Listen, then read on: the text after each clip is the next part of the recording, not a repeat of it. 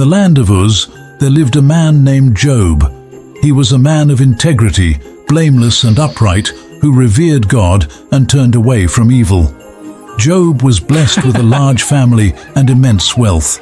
He had 7 sons and 3 daughters, along with 7,000 sheep, 3,000 camels, 500 pairs of oxen, and 500 donkeys. He was considered the greatest man among all the people of the East.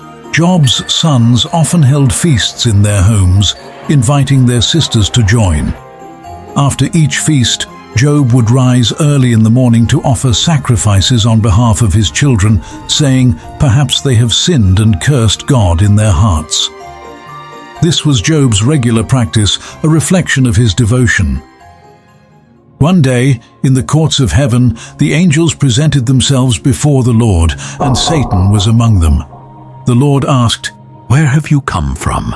Satan replied, "From roaming through the earth and going back and forth on it." The Lord said, "Have you considered my servant Job? There is no one on earth like him. He is blameless and upright, a man who fears God and shuns evil." Satan replied, "Does Job fear God for nothing? Have you not placed a hedge of protection around him, his household, and everything he has? Take it all away, and he will surely curse you to your face." The Lord said, "Very well. Everything he has is in your hands, but do not lay a finger on the man himself." And so the test began. One day a messenger came to Job saying, "The Sabaeans attacked and carried off your oxen and donkeys. They killed your servants, and I alone have escaped to tell you." While he was speaking, another messenger arrived. "Fire fell from heaven and burned up the sheep and servants. I alone have escaped to tell you." A third messenger followed. "The Chaldeans formed raiding parties and took your camels. They killed your servants, and I alone have escaped to tell you." Finally, a fourth messenger came, trembling. "Your sons and daughters were feasting when a great wind struck the house, and it collapsed. They are all gone. I alone have escaped to tell you." Job tore his robe, shaved his head, and fell to the ground in worship, saying, "Naked I came from my mother's womb, and naked I will return. The Lord gave, and the Lord has taken away. Blessed be the name of the Lord." In all this, Job did not sin or accuse God of wrongdoing. Again, Satan presented himself before the Lord. The Lord said, "Job remains blameless, even though you incited me to ruin him without cause." Satan replied, "A man will give all he has for his own life, strike his flesh and bones, and he will surely curse you." The Lord said, "Very well, he is in your hands, but spare his life." Satan afflicted Job with painful sores from the soles of his feet to the crown of his head. Job sat among the ashes, scraping himself with a piece of broken pottery to find some relief. Job's wife, overcome with grief, said, "Are you still holding on to your integrity? Curse God and die."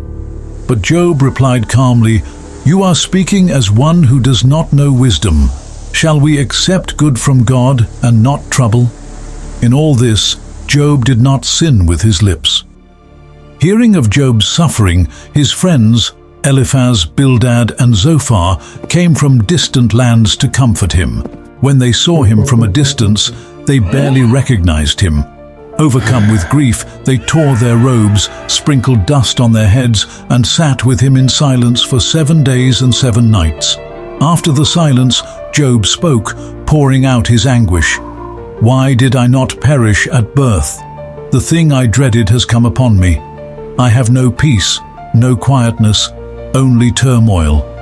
Eliphaz responded gently at first, saying, "Consider this, who that was innocent ever perished? If you seek God and are pure, he will restore you."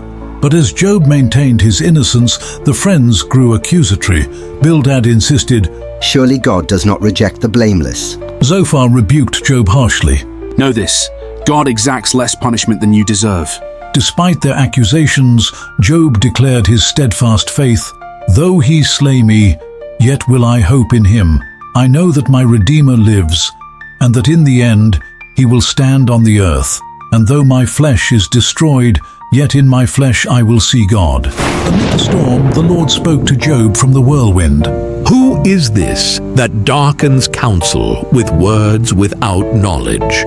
Gird yourself like a man. I will question you, and you shall answer me. The voice of God echoed with power. Where were you when I laid the earth's foundation? Tell me if you understand. Who shut up the sea behind doors when it burst forth from the womb?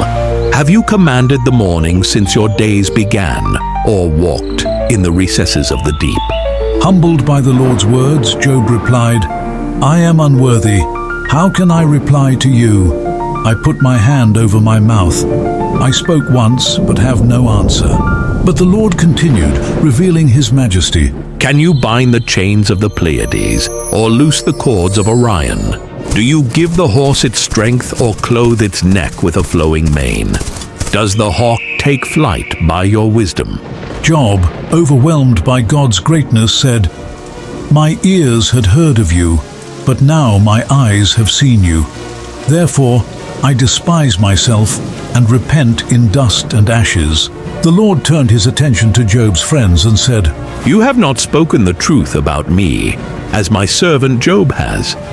Take 7 bulls and 7 rams, and go to my servant Job. Offer a burnt sacrifice for yourselves, and my servant Job will pray for you. I will accept his prayer, and not deal with you according to your folly. After Job prayed for his friends, the Lord restored his fortunes, giving him twice as much as before. His brothers, sisters, and all who had known him came and ate with him in his house. They comforted him over all the trouble the Lord had allowed, and each gave him a piece of silver and a gold ring. The Lord blessed the latter part of Job's life more than the former. He had 14,000 sheep, 6,000 camels, 1,000 pairs of oxen, and 1,000 donkeys. Job was blessed with 7 sons and 3 daughters. His daughters were renowned for their beauty, and Job gave them an inheritance along with their brothers. Job lived 140 years and saw his children and their children to the 4th generation. So Job died, old and full of years, a testimony to faith and resilience. Job's story teaches us the power of faith, the mystery of God's plan, and the hope found in trusting him through every trial.